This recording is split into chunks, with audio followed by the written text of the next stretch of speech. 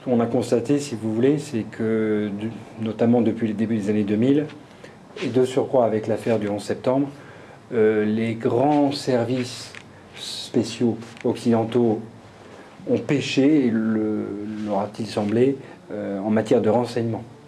Et c'est vrai qu'aujourd'hui, on le voit au bout de la chaîne de cette première décennie des années 2000, eh bien, l'accent est mis, tant en France qu'en Grande-Bretagne ou aux États-Unis, sur l'importance de redonner au renseignement toutes ces lettres de noblesse. Parce que, voyez-vous, il faut falloir effectivement combiner du renseignement de sources de haute technologie, mais sans se couper du renseignement de sources humaines. Or, justement, avant le 11 septembre, on a constaté qu'on avait un petit peu péché par orgueil, par manque de prudence et d'humilité, en privilégiant les nouvelles techniques d'information et de communication. Or, aujourd'hui, on sait très bien que rien ne remplace l'homme, la femme qu'on envoie sur le terrain pour obtenir des informations de premier ordre. Si vous voulez, en matière de nature, finalement, la méthode n'a pas véritablement changé. Il n'y a pas eu de véritable bouleversement en la matière. C'est surtout l'adversaire qui a évolué. Parce qu'effectivement, on est passé d'un monde bipolaire pendant la guerre froide à un monde multipolaire. Et effectivement, avec une démultiplication des conflits dits asymétriques, où on voit très bien qu'on est dans des logiques dites du faible au fort. Donc on a des grandes puissances occidentales, la France en particulier, qui est en prise avec, par exemple, des organisations terroristes, que ce soit de façon très ponctuelle et au Maghreb, mais aussi au Proche Moyen-Orient, ou dans l'Est de l'Afrique, etc. Bien, ou en Asie centrale.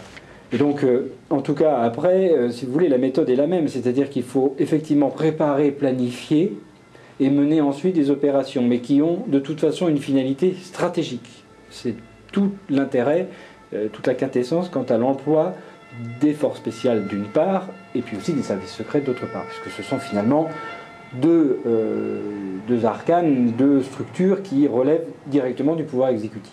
Donc on voit bien que les missions sont d'importance stratégique. C'est pour ça que tout est mené, tout est géré, tout est planifié de façon très calculée, mesurée, analysée dans les moindres détails, pour que effectivement le résultat soit à la hauteur des enjeux.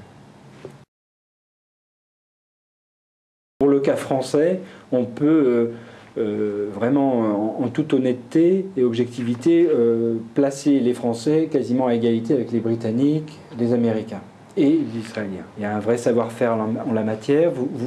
On peut être tenté de dire qu'il faudrait rajouter les Russes à cet ensemble.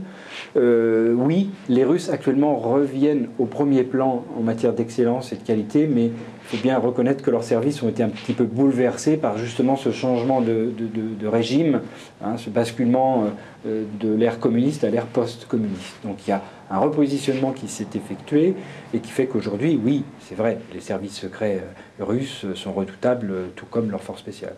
Effectivement, c'est-à-dire que la qualité d'un service dépend de la valeur de ses hommes et de ses femmes, hein, parce que dans les services secrets, vous avez des femmes également, et puis bien sûr aussi des atouts technologiques, des moyens matériels qui sont mis à leur disposition. En clair, aussi du budget qui est le leur. Mais il faut aussi qu'en amont, on ait des hommes politiques qui aient une vision assez approfondie de la réalité internationale, qui ait une vraie perspective de politique internationale et de politique de défense. Tout dépend de cela. Donc on voit bien qu'il y a une conjonction de facteurs qui conduit à la qualité ou à la médiocrité de tel ou tel service.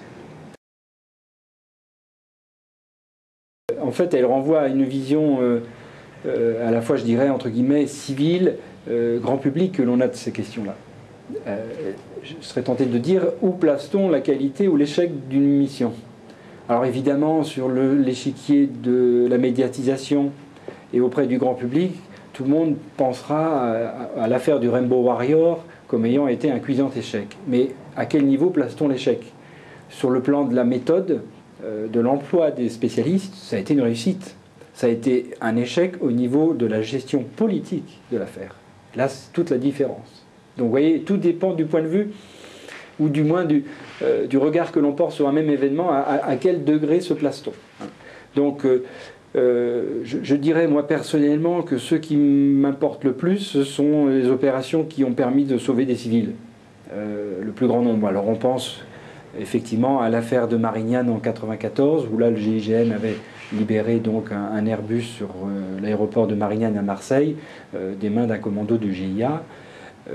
Bon, vous avez ce genre d'opération qui a été une réussite. En matière d'échecs, est-ce qu'on peut aussi parler de la grotte d'Ouvéa en Nouvelle-Calédonie en 1988, où là vous aviez eu un commando kanak qui avait pris en otage un certain nombre de gendarmes, et ça s'est terminé dans un véritable bain de sang. Là, en soi, on peut considérer que c'est un véritable échec. Mais je dirais qu'à la limite, les véritables échecs et les véritables succès, on n'en a pas connaissance.